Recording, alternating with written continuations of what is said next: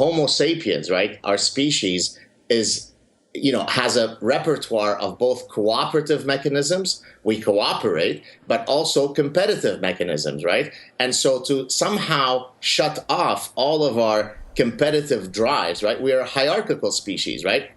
Very, very quickly, when people band together, they form hierarchies. And so to simply create a world where hierarchies don't exist, where natural talents don't exist, where, if you work harder, you're not rewarded for it because it must have been due to some nefarious injustice that led you to be number one, and we need to redress it by having everybody be equal, that is not consistent with human nature. I mean, it reminds me of something that E.O. Wilson, an evolutionary biologist, said about communism and socialism. He said, great system, wrong species, right? He's somebody who studies social ants. In the case of social ants, there is one queen, and then everybody else is equal. Well, that's in the case of ants. Well, humans are not equal. Some are taller, some are shorter, some work harder, some work less hard. And so you need to let people assort into these dominance hierarchies. By shutting that mechanism off, you're actually creating environments that are antithetical to our human nature.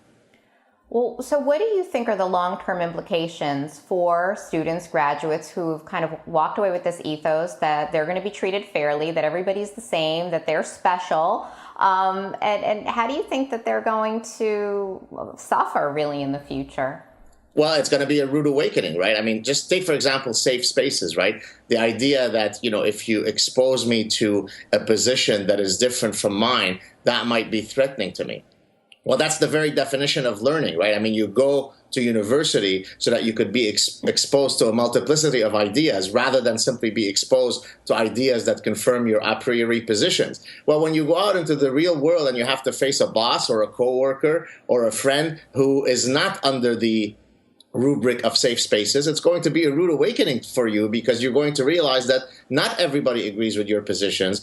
And so we're not really preparing these students for the real world when we're constantly creating these sanitized spaces where everybody hugs and, goes into a fetal position and listens to Taylor Swift music. Thanks for watching. Click here to never miss a Rebel update. Want even more of the Rebel? Well, click here to become a premium member.